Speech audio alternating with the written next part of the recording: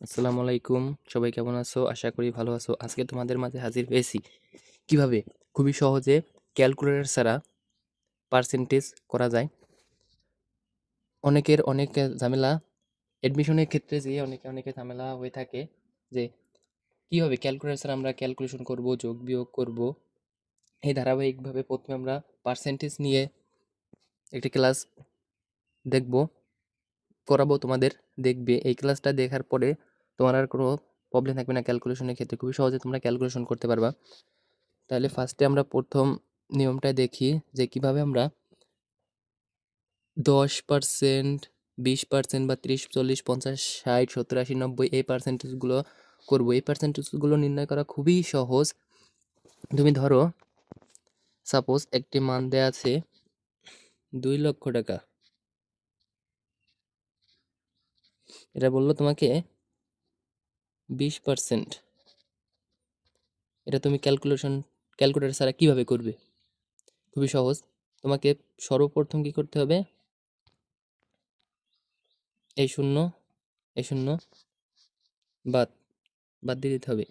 তারপরে এই যে 2,000, 20,000 আছে, 20,000 আর এই জায়গায় আছে 2, এটা গুণ অবস্থায় আছে, তাই সিম্পল তুমি গুণ করে দেবা। 2 দুগুণ 4, আর এই জায়গায় শূন্য আছে কয়টা? 4টা। 1, 2, 3, 4 হয়ে গেল। মানে 2,00,000 টাকার 20% আলটিমেটলি তোমার 40,000 টাকা। পার্সেন্ট 20%-এ 40,000 টাকাই হবে। ধরো 20% না, আমরা এবার অন্য একটা সংখ্যা ধরো 1,50,000, এটা করবো আমরা 30%। একইভাবে তোমার সর্বপ্রথম কাজ কি হবে ভাই? সর্বপ্রথম কাজ হবে তোমার শূন্য শূন্য কেটে দেওয়া, এরপরে খালি গুণ করলেই তোমার অঙ্ক হয়ে যাবে, মানে পার্সেন্টেজ তোমার হয়ে যাবে। 3×15 = 45, আর 0.3টা তুমি যে আছে 0.3টা কি করবা? বসাই দেবা, 45,000। এইভাবে তুমি যত ক্যালকুলেশন আছে 10, 20, 30, 40, 50, 60, 70 এগুলা খুবই সহজভাবে তুমি করে ফেলতে পারবা। এখন আমাদের অনেক সমস্যা ভাই, 10, 20, 30, 40, 50% এগুলো তো খুবই সহজেই করা যায়। এখন যদি আমাদের দেয়া থাকে যে 15%, 3%, 4%, 2%, 1%, এইগুলা কেমনি করব? দেখো, এইগুলা করার জন্য খুবই সহজ নিয়ম। এইগুলোর জন্য তোমাকে একটা খুবই সহজ নিয়ম দেখাবো।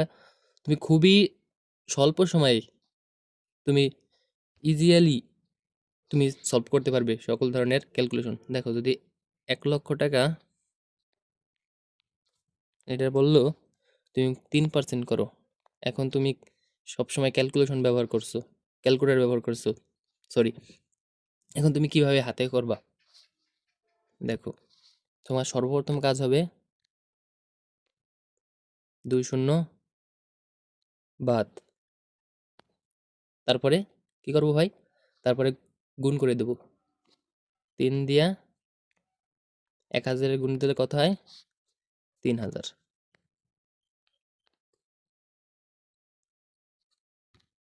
তোমার উত্তর 3,000। যত ধরনের ক্যালকুলেশন আছে 10, 20, 30, 40, 50, 60 বাদে তুমি খুবই সহজে এইভাবে করতে পারবে। এখন ভাই, যে সব ধরনের সব সব মানের ক্ষেত্রে তুমি কি করতে পারবা না? তোমার এই জায়গা দুটো শূন্য লাগবে, মানে শূন্য থাকা লাগবে।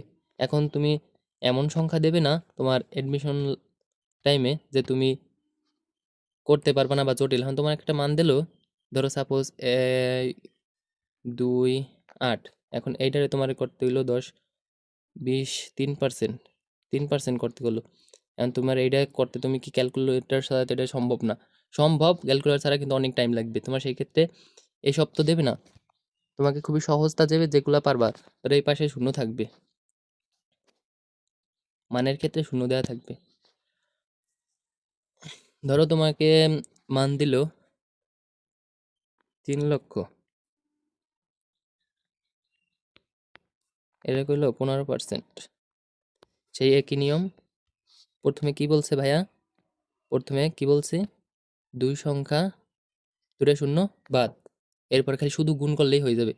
3×15 = 45 দিলাম, আর এই জায়গায় শূন্য রয়েছে কয়টা? শূন্য রয়েছে 3টা, এই 3টা শূন্য খালি আমরা বসাই দিলাম। আলটিমেটলি 3 লক্ষ টাকার 15% কত হয়? 45,000 টাকা। তুমি পারলে ক্যালকুলেটর দিয়ে করে দেখো, 45,000 টাকাই হবে। এভাবে খুবই সহজে তুমি যে কোনো ক্যালকুলেশন করতে পারবা পার্সেন্টেজের ক্ষেত্রে, তোমাদের কোনো ঝামেলা হবে না আশা করি। আর কোনো প্রকার ক্যালকুলেশনে যদি ঝামেলা হয় ভাইকে কমেন্টে জানাবা। আশা করি সেই রিলেটেড বা কোনো এসএসসি শিক্ষার্থী হলে বা অ্যাডমিশনের শিক্ষার্থী হলে কোনো টপিক যদি বুঝতে না পারো ভাইকে ইনবক্সে মেসেজ দেবা বা কমেন্ট করে জানাবা। তোমাদের সেই অধ্যায়ের উপর বা সেই টপিকের উপর ক্লাস নেওয়া হবে ইনশাল্লাহ। যতটুকু সামর্থ্য অনুযায়ী আমি তোমাদের হেল্প করবো ইনশাল্লাহ। ধন্যবাদ, সবাই ভালো থাকো।